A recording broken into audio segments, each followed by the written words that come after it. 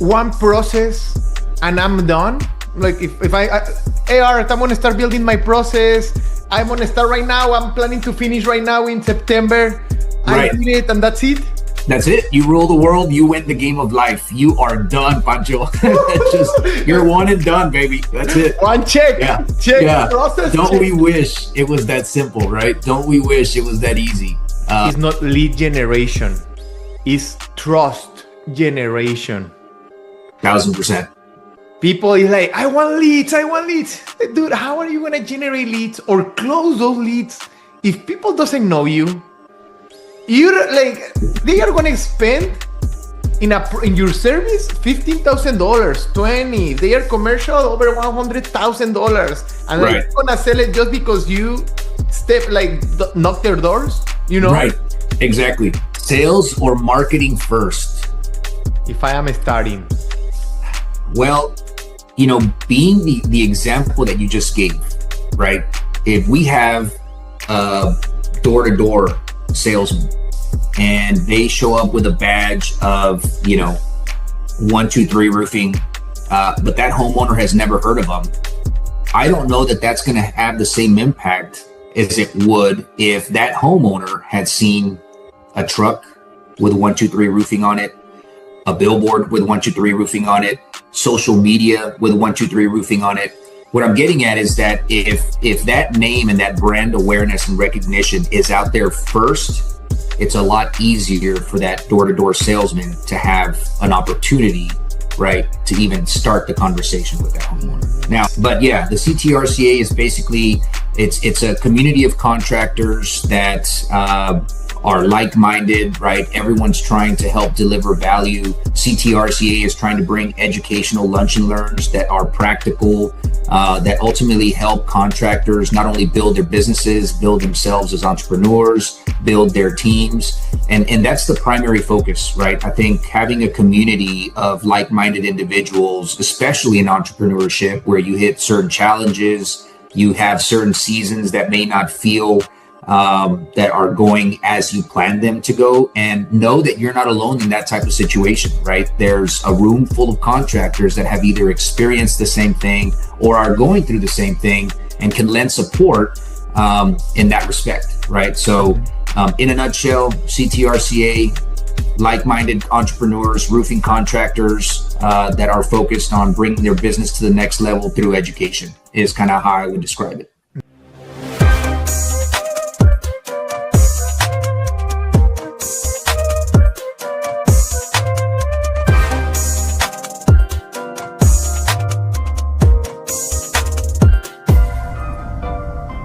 What's up, roofing fam? Welcome to one more episode, Roofers Going Digital TV.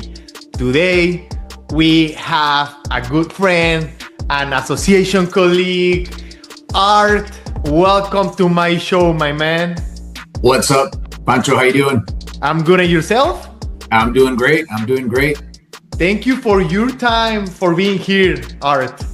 No, the honor and the privilege is all mine. I appreciate the invitation, and this is a unique experience for me. So, looking forward to getting started, and wouldn't have it any other way than be able to do it with you. So on Roofers Going Digital. Nice. Thank you very much, Art. Art, in this show, this is your show. We love stories. We want to know who you are. How do you start in roofing? Everything. We want to know everything about you. Yeah, absolutely. So I have kind of an interesting story, I think. I come from a 20-year banking career. I was in banking and operations management. I was doing that for, I stumbled upon it, got started early on, and I have a brother-in-law that's actually, and who you're familiar with, Chris Arriaga. He's on the board over in Harka. And he had been tugging at me for a while. We were trying to find just the right match on, where would be a good fit, right, for me to jump into the roofing industry. And so back in 2016, we had a pretty significant hailstorm here in San Antonio, which I think a lot of roofers actually wound up getting their start back in 2016 because of how big that storm was. So that was, a perfect kind of opportunity for me to dip my toe in the water, and went out and started doing some roofing sales. And as you can imagine, right, the training was every bit of 5 minutes on a roof, showing a hail hit, given a ladder, cap, and a shirt, and I was off to the races. So that's where I first dipped my toe in the water back in 2016. I did that for a couple of years and then got away from the industry for a little bit. And then in 21, an opportunity came up with Malarkey as a territory manager for South Texas. And so I interviewed with them and had an opportunity to get started and kind of strengthen my career in the roofing industry, and decided to make a complete switch and be out in the field. So it's been great ever since. I mean, everything that I was told about the roofing industry was it could be very rewarding. It could be a lot of fun. And it's been every bit of that, especially with Malarkey for sure. Nice. So, hello to Chris Arriaga, by the way. Yeah, shout out Chris Arriaga. Oh yeah. So Art, what were your first experience once you start in this industry, coming from another completely different one?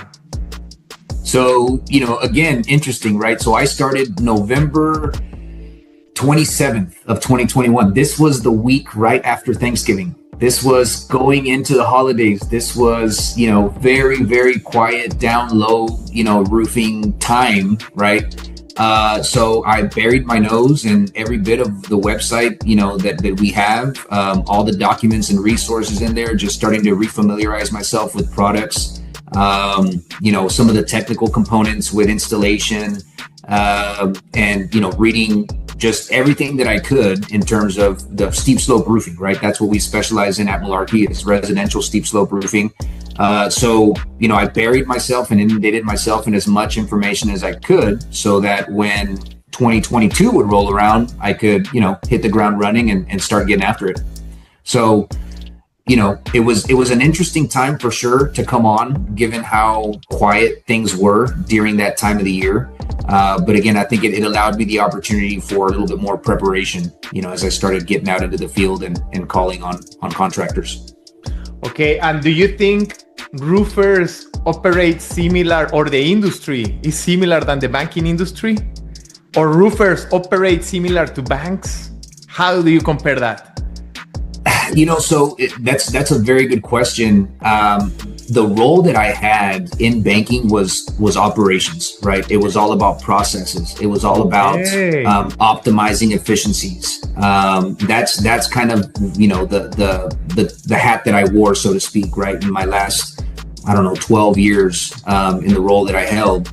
So I think that in that way, being that roofing contractors, right, a lot of them are one-man shows, they're entrepreneurs, they don't have that type of structure, and I think oftentimes can create a little bit more chaos than they would like, right, without taking the time to establish those types of processes. So I don't think that you can really compare an entrepreneur, right, to a very compliance-driven environment that is banking, heavily regulated.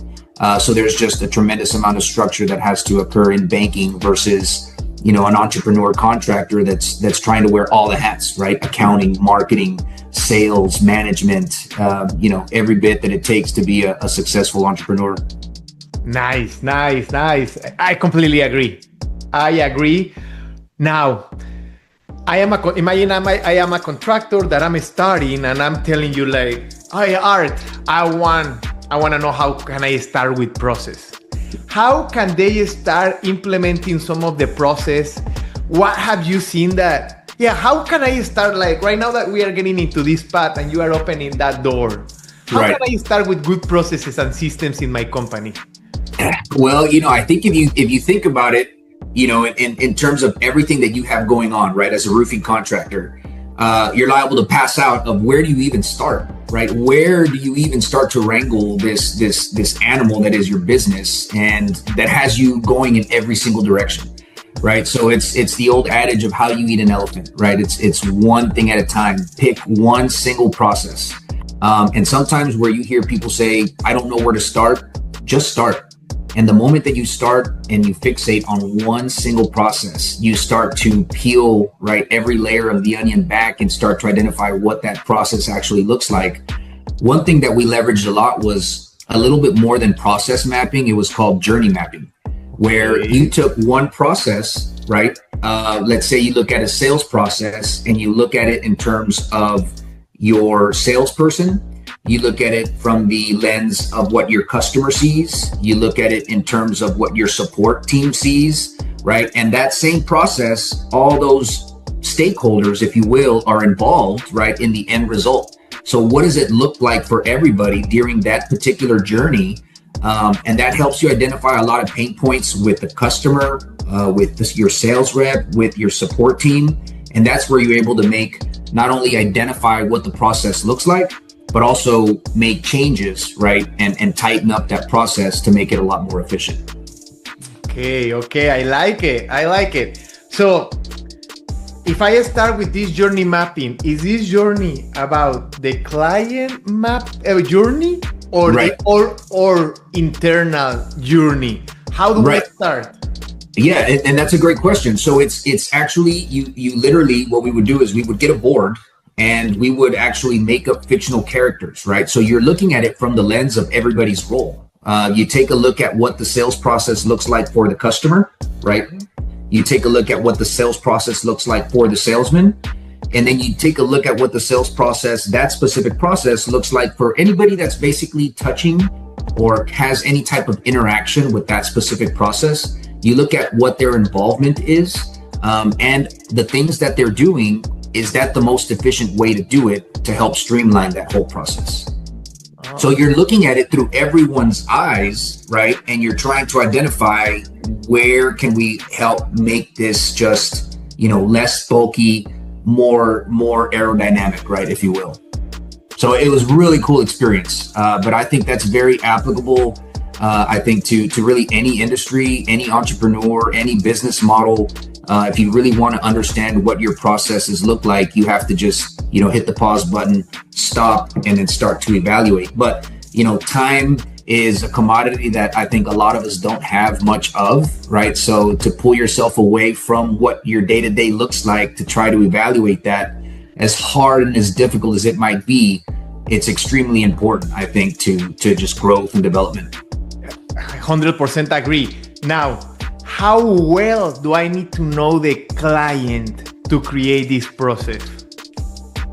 I think if you just understand what you're ultimately trying to deliver to the customer, right? Because again, you're less concerned with what the customer is really doing, more so than you are just their involvement in the process and what's required from them, right? Let's say you send them a sales contract. What does that look like on their end? What does it look like when they receive it? What does it look like when they send it off?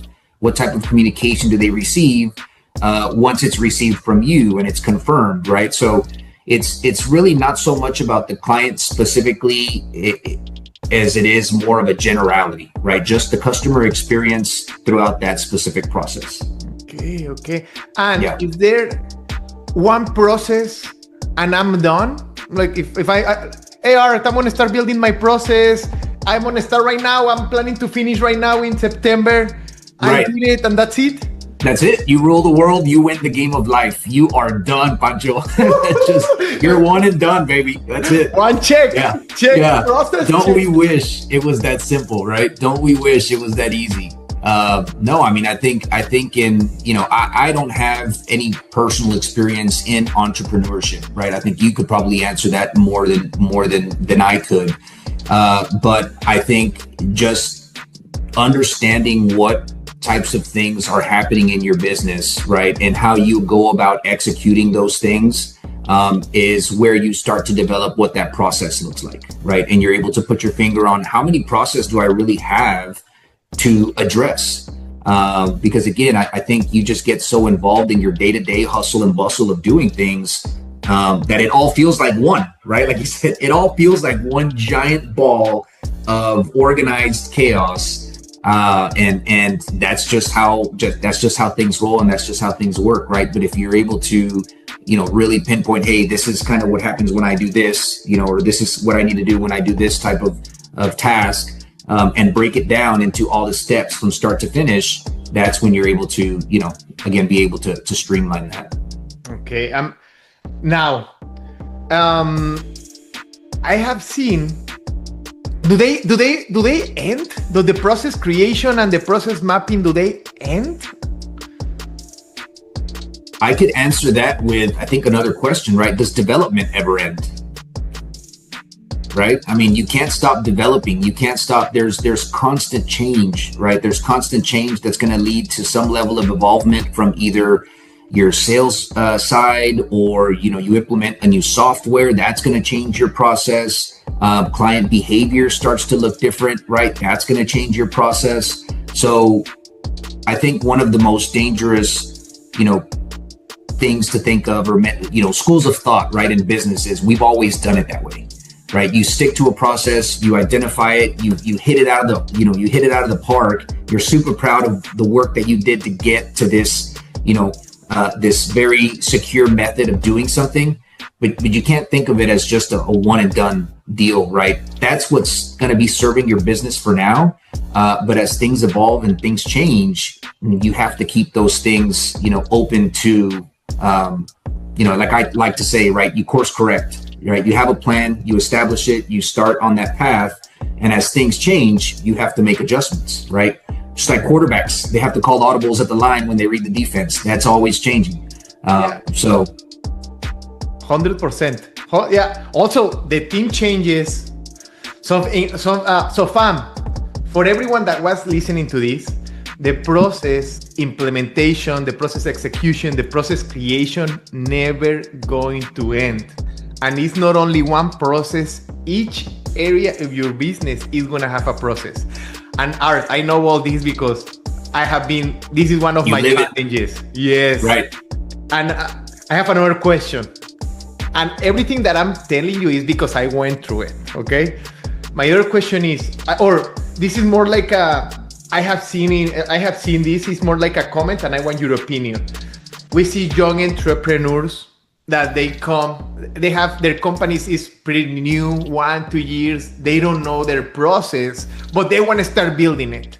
But they haven't sold enough roofs to know. So how do you, and that's one thing that I have seen in my case, that I was that person. No, like in reality, like I wanted to build processes, but it's like, what process are you gonna build if you don't even know it as an owner? What do you think about that? Correct. I mean, that's 1,000% accurate, right? I think in order for you to actually start building processes, you have to understand your business first. So one of the, I would say, challenges, right, that maybe some contractors have, or entrepreneurs, whatever industry they might find themselves in, is you try to grow too quick. You try to bring on people that you think that you need help with, but you haven't fully understood what your business is doing and what it looks like, right? You haven't been doing it long enough. So I think that's important, right? Establishing a good baseline of, what your business is doing in terms of revenue, right? What your business is doing and where your time is being utilized, right? And then you're able to understand it a little bit better to where, what gaps do you need help filling? Right. But until you're actually in it for a while, you can't try to, I think, scale or grow too quickly without having the right processes in place, without truly understanding your business, your model, your vision, or even what direction you're trying to take your company in. Right. Because what'll probably happen is you're going to bring in somebody to help you, and to you, it all makes sense. But from an outsider coming in, they're like, where do we start? What am I, So I think in order for you to keep and find the right people, the best people, you need to have a clear path and direction for them on exactly what it is, as a business owner that you need help with. Otherwise, it's going to be tough to keep them, right? And for your business to ultimately, propel forward and succeed. I agree. Yeah. Fam, in the beginning, probably you don't even know your processes. So there is no way you can implement, start creating them. You need to start understanding them, like you said, Art, and then you start building it. I think it's a lot of it is like trying to run whenever you are like starting to walk, or like desperation, or I want everything fast, I want to grow. It's like, no, man, like chill out. Like this is not like a sprint. Right. It's a marathon, 100%. And I think a lot of us, right? I think it's very easy for us, as motivated and as invigorated as we might feel any given day, that we want to go fast and, we're motivated to do things quick. But I think, a lot of us want to reach that that goal, right, very quickly, and we forget that what makes that goal feel so good is the journey, is, you know, whether it's the struggle, it's the triumphs that go all along with it, that when you get to that point of the goal that you've set for yourself, it makes it that much sweeter, right? So I don't think that the victory in the end goal is as satisfying without taking time to pause and appreciate, you know, the journey, as tumultuous as it might seem at times. Yeah, and also this is for entrepreneur, or if you are a professional working in a big corporation, that is going to apply for everyone in the sports. Enjoy the journey, without doubt. That's it. That's right? it. For sure. Art, beside process and systems, what are some things that contractors that are winning in the industry are doing, that you are seeing with all the people that you know? What do you think are some things? Man, I mean, you know, and this is not just a plug for, right, RGD, but I think a lot of the success, right, comes from, obviously we already talked about the importance of processes, right, and hiring people with the right direction. But I think the ones that are really finding success are the ones that are taking time to market, you know, on digital platforms. I've seen a lot of, you know, contractors that hadn't spent as much time focusing on their digital content and presence, if you will. And once they started really just doing a little bit more than what they did before, not saying you have to jump in with both feet, right? But just start doing a little bit more than what you've been doing before. And it seems to have, you know, created some return for the contractors that I work with. It just creates a lot more presence in the market, a lot more visibility. Brand awareness is another one, right? But more importantly, I think it helps establish credibility. For those contractors that are out there posting job sites, posting themselves on roofs, posting themselves, right? Because one of the biggest things that I think contractors have to overcome, especially after storms, is what's the biggest thing hindering a homeowner after a storm, right? It's, am I going to get scammed? Am I going to give somebody money that I'm never going to see that money again? I'm never going to see the work, right? So I think homeowners are just being a lot more careful, right, on who they choose to do the work for them. And so a lot of that includes online research, be it reviews, be it Facebook, you know, TikTok. I just had some work done here at home, and part of the reason that I chose the contractor that I chose was because I'd been following them for a little over a year and a half. And so I knew they were established. They have a tremendous amount of social media content that is educational for the end user, right? So for me, I had to make a choice on who I was going to select. I just turned to their video library. They were on job sites. They were talking about their products. They were talking about their processes. And they were talking about ultimately the value that they try to bring to their homeowners. And so all of that combined made it very easy for me to choose them to do a project for us here at home. Nice. Yeah, the name of the game, and I use this phrase a lot. Probably I use it almost in every episode, but the name of the game is not lead generation, it's trust generation. 1000%. People is like, I want leads. Dude, how are you going to generate leads or close those leads if people doesn't know you? You're like, they are going to spend in your service $15,000, 20. If they are commercial, over $100,000, and right. they're going to sell it just because you knock their doors, you know? Right. Exactly. Yeah. And I think it's also worth adding, right, that there's also a big difference between ChatGPT, for example, right? I mean, that is very useful in creating, I think, some flyers, things of that sort. But I think there's a big difference between just posting flyers and actually being out on a job site, posting yourself, talking about things that homeowners encounter on roofs, what problems look like, how they solve them, right? Again, that educational component for the homeowner that they can really look to that contractor and say, okay, he has my trust. They've established enough credibility. I've seen them on job site after job site after job site. They're not a fly-by-night contractor. So 1,000%, it's not just about lead generation. It's generating trust. It's generating credibility. That's ultimately going to help that homeowner decide, okay, I'm comfortable enough to give this contractor 10, 15, 20 plus $1,000, right? You said commercial goes even greater.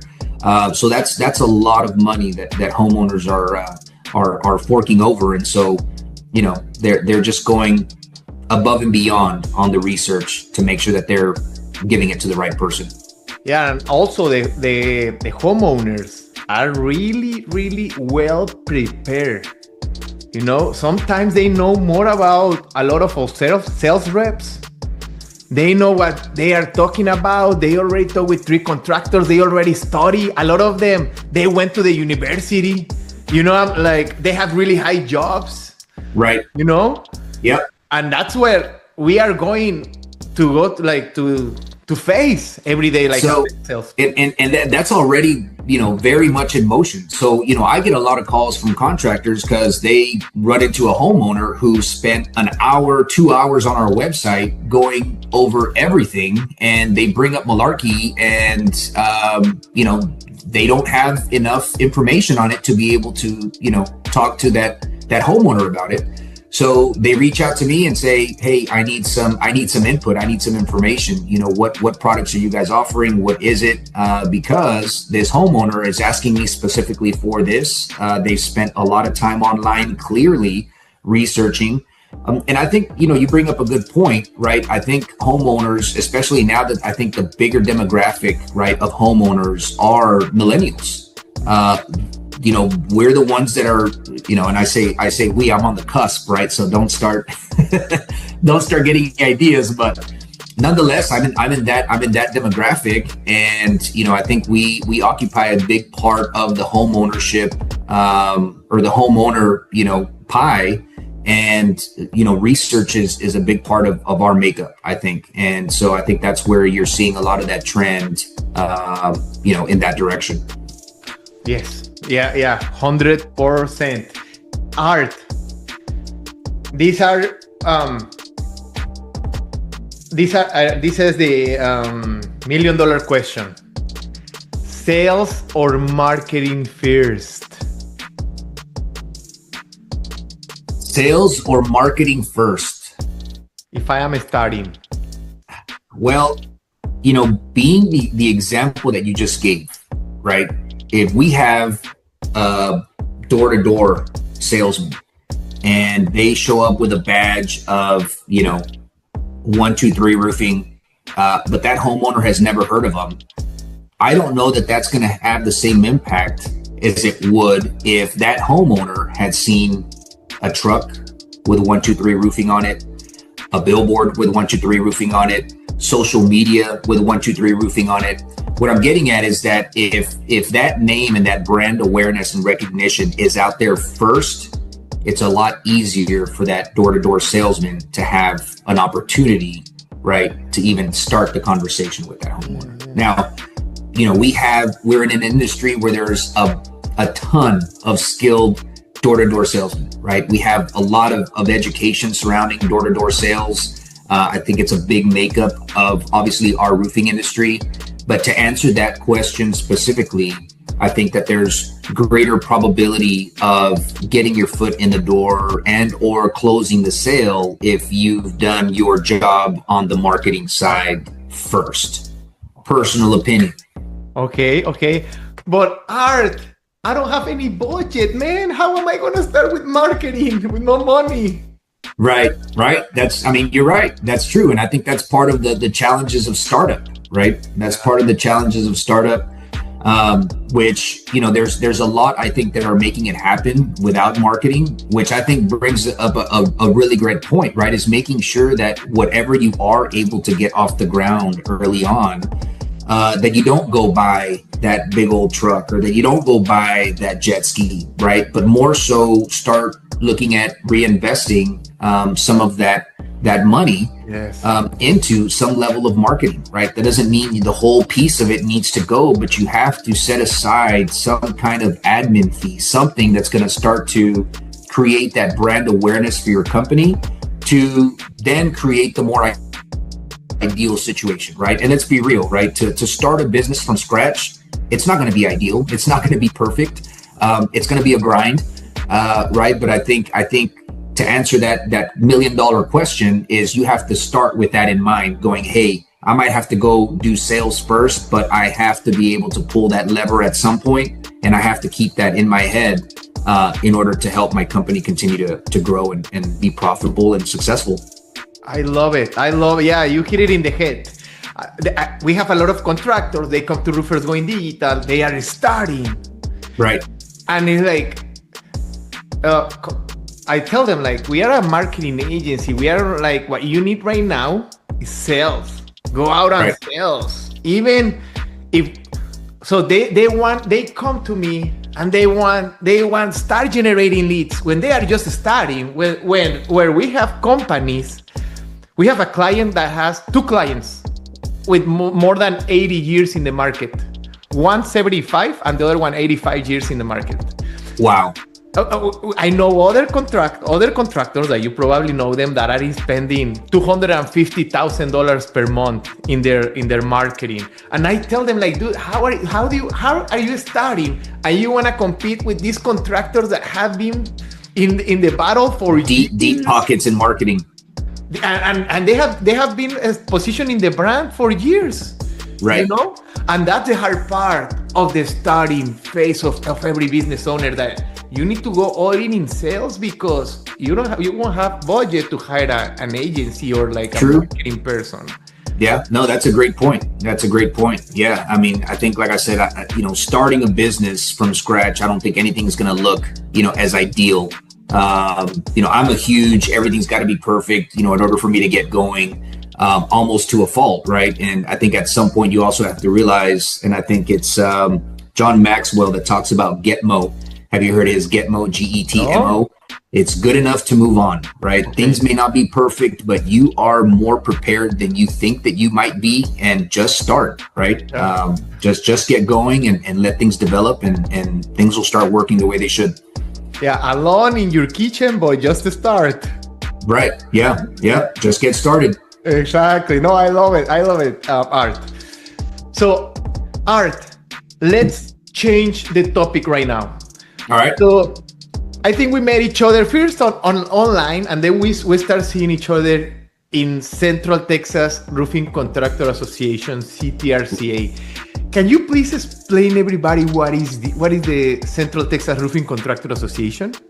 Yeah, absolutely. So the CTRCA was something that I looked to get involved in early on. And hats off to the board. I think in the last 18 months to 2 years, the CTRCA has gained a tremendous amount of traction. But the CTRCA, for those of you who may not be familiar with it, it's the Central Texas Roofing Contractors Association.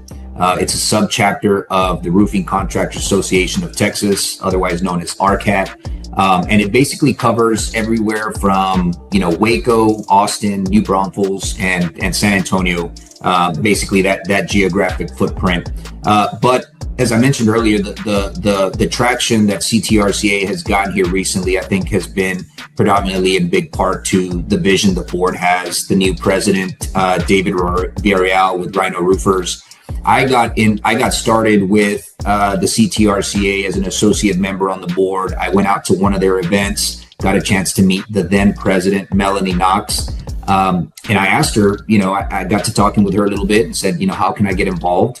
And she said, come out to one of our board meetings, see what it's about, and see, if there's an opportunity for you to get involved. And so I did, and I think it's been a few months now, probably 6 or 7 months, maybe longer. Time flies when you're having fun, right? So, but yeah, the CTRCA is basically, it's a community of contractors that are like-minded, right? Everyone's trying to help deliver value. CTRCA is trying to bring educational lunch and learns that are practical, that ultimately help contractors not only build their businesses, build themselves as entrepreneurs, build their teams, And that's the primary focus, right? I think having a community of like-minded individuals, especially in entrepreneurship, where you hit certain challenges, you have certain seasons that may not feel that are going as you planned them to go, and know that you're not alone in that type of situation, right? There's a room full of contractors that have either experienced the same thing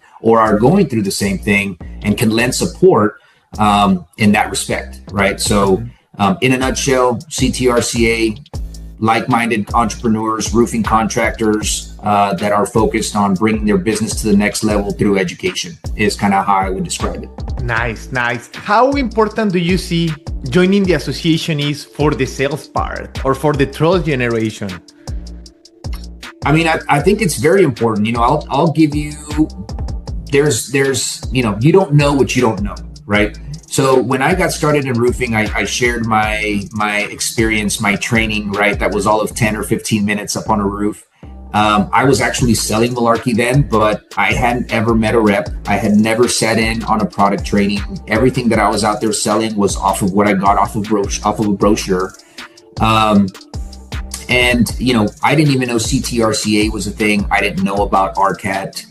Obviously, this is all industry knowledge that's important, right? In creating what we talked about earlier, confidence, right? Confidence is also important on the sales side, because when you have confidence, you speak with conviction.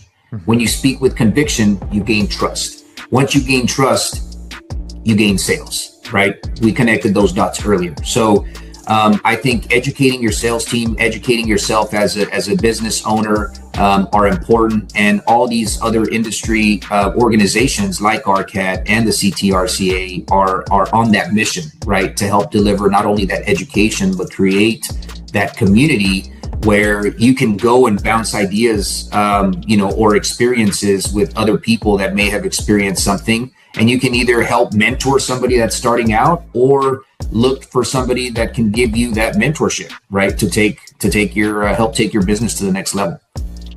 Nice. You couldn't explain it better, Art. I think. Do you like the association? I do. I you know, like I said, I mean, when I first started, that's what I was looking for. You know, coming from a you know, completely different background, even though I had dipped my toe in the water. You know, I sold roofs for about a year and a half, almost 2 years.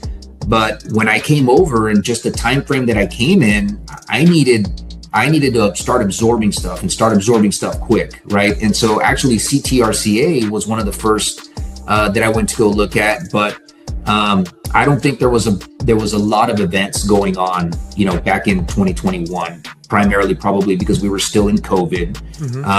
And so I think that's why I say, like, in the last probably 18 months to 2 years, you know, we've seen kind of a resurgence, right, in the amount of activity that we're seeing in terms of events, lunch and learns, summer networking event, which we just had last month.